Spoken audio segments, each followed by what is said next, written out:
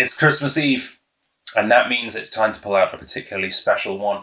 And this is one of the whiskies. I said in the introduction to the first episode of this little mini-series that some of the whiskies are ones that I've been looking forward to trying, and some of the whiskies are ones that I absolutely loved earlier this year and bought a bottle and saved. And this is one of those. It's a Scotch Malt Whisky Society whiskey, and one of those whiskies, I can't remember my exact words, but in the video where I presented this, which was way back in January of this year, I said that this was really bloody good. I think it was something along those lines. But it's one of those whiskies where the specs don't necessarily make it sound like it's going to be as good as it is. So I'll actually tell you the specs first. It's 13 years aged. It's from a refill hogshead. It's a Speyside. It's from Sweet and Spicy profile from 2006. An outturn of 224 bottles. And an ABV of 57.8. Now, there's nothing in there that on its own gets me excited. Like, I like Speysides. I don't mind. I like a 13-year-old whiskey. But there's nothing there that makes me go, ooh, right? But this whiskey, I loved it so much, and I'm really looking forward to sharing it again and trying it again right now, almost a year later. All right, this is SMWS 85.64, baked bananas and burnt bacon. Love this whiskey. This was also an extra special one because this was the very first of SMWS Canada's Giving Spirit program. So all of the SMWS Canada's proceeds from this bottle actually went to Big Brothers Big Sisters Canada, which is super special.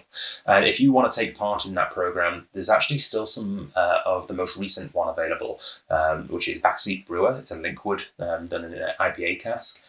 Really, really awesome whiskey, but even more awesome the fact that by buying the whiskey, you're also giving to charity as well, which is super cool.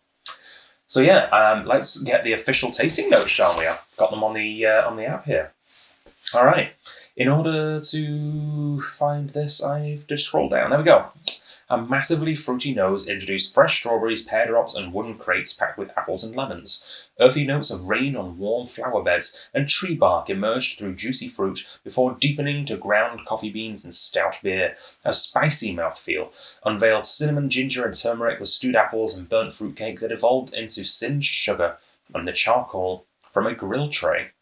Bacon notes developed with water and joined ripe bananas with creamy elements that touched on butter and fruit yogurt. The velvety feel turned to cream soda and beeswax on the tongue as burnt toffee-covered apples, nutmeg and sultanas on a charred finish. Yeah. I love this whiskey so much, and it's one of those things, kudos to SMWS for the whole making you rethink your prejudice on whiskey. Because I don't even actually remember what 85 is. I don't even know the distillery. I don't care. It's a bloody good... I'm going to look it up right now, though, because I'm sure some people will want to know. But I love it. I love it so much. So it's Glenelgan. Okay. It's a Glenelgan. Doesn't matter. It's a Glenelgan. And I'm going to try it again. If I remember correctly, this was around the $200 mark. And this has something going for it, which I, in the last year, have really been looking out for, really enjoyed. I found it in a lot of Glen Scotias. What I'm calling the peat shadow. It feels like some of the effects of having peat in the whiskey manufacturing process without it actually being there. So there's no smoke, really. But they've got flavours that you more commonly find in smoky whiskies. And I've been loving that effect recently. And the whole bacon thing in this, love it. Bacon, you get bacon all the time in a Kalila. You pick up a Kalila, 9 times out of 10, it's going to taste a bit like bacon. Trying to find an unpeated whiskey that tastes like bacon? Kind of interesting, right?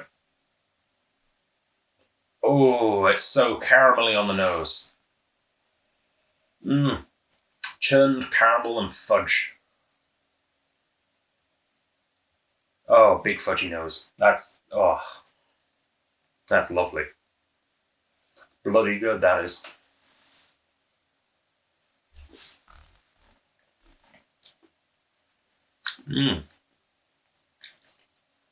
Yeah. It's still good. Yeah, it's still as good as I remember it. And that, sorry if I'm repeating myself too much here, but I really have to emphasize that is, for me, the one thing that if I was to recommend the SMWS to anyone for any reason, it's the fact that it will surprise you, right?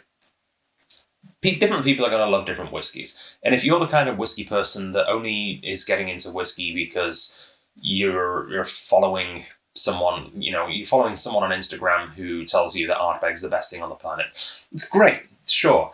But the SMWS is gonna show you whiskies that you've never heard of, that you've heard of that you don't think no one's ever told you to care about before, and they're gonna make you fall in love with them like this.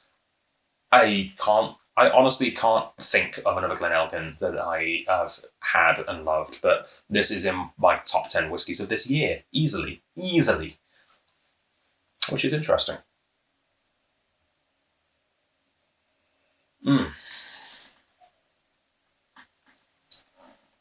So I hope you're enjoying it too.